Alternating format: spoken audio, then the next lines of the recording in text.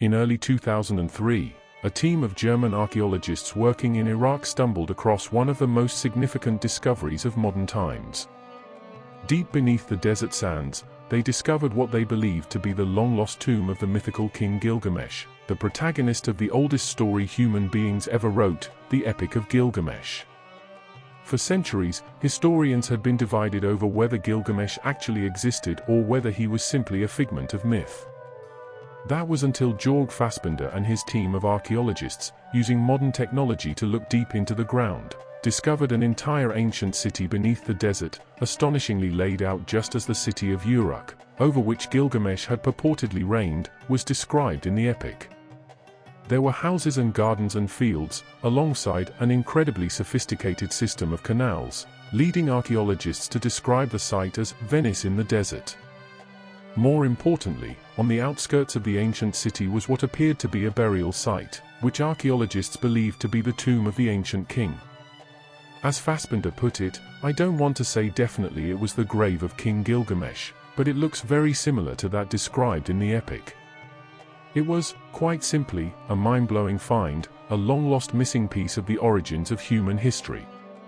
Surely, archaeologists believed, this would change everything, revealing to us secrets we never even knew we lost. But then, the unthinkable happened. Mere weeks after the Tomb of Gilgamesh was discovered, the United States invaded Iraq, forcing Fassbinder and his team to abandon their work and flee the country, the mystery left unsolved. The site of Uruk lies in marshland around 300 kilometers south of the Iraqi capital Baghdad, and 150 kilometers north of Basra. Through his struggle to find meaning in life, Gilgamesh defied death and, in doing so, becomes the first epic hero in world literature. The grief of Gilgamesh and the questions his friend's death evoke resonate with anyone who has struggled with grief, and a meaning to life in the face of death. The story was first translated by archaeologist George Smith in 1872. A brave warrior, fair judge, and ambitious builder, Gilgamesh surrounds the city of Uruk with magnificent walls and erects its glorious ziggurats, or temple towers. Two-thirds god and one-third mortal, Gilgamesh is undone by grief when his beloved companion Enkidu dies, and by despair at the fear of his own extinction. Many tablets telling the story of Gilgamesh have been recovered from the famous Assyrian library in the ancient city of Nineveh.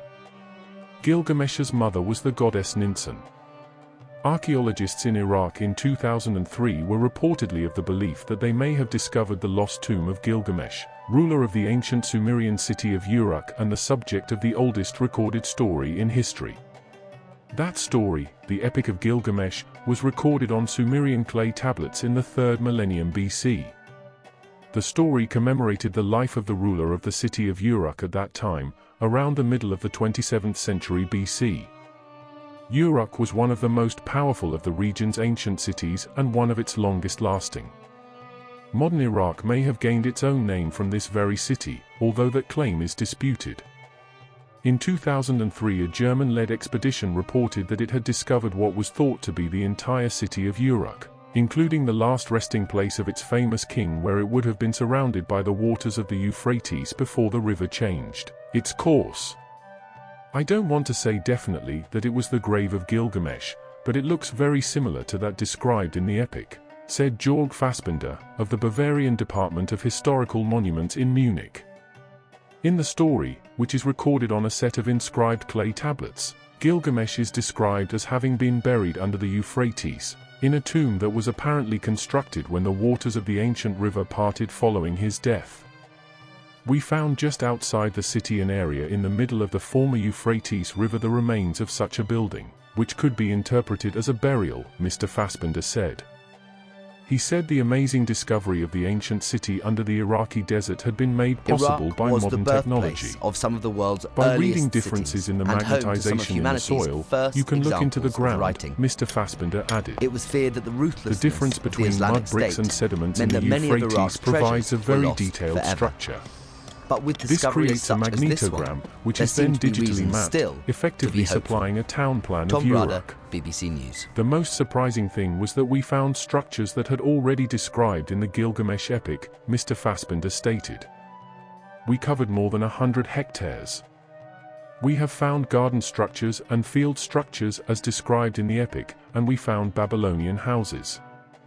But he added that the most astonishing find was an incredibly sophisticated system of canals. Very clearly, we can see in the canals some structures showing that flooding destroyed some of the houses, which means that a highly developed system existed here. It was like a Venice in the desert. In the book, actually a set of inscribed clay tablets, Gilgamesh was described as having been buried under the Euphrates, in a tomb apparently constructed when the waters of the ancient river parted following his death. We found just outside the city an area in the middle of the former Euphrates River the remains of such a building, which could be interpreted as a burial, Mr. Fassbinder said. He said the amazing discovery of the ancient city under the Iraqi desert had been made possible by modern technology. If you like my videos, don't forget to subscribe to my channel.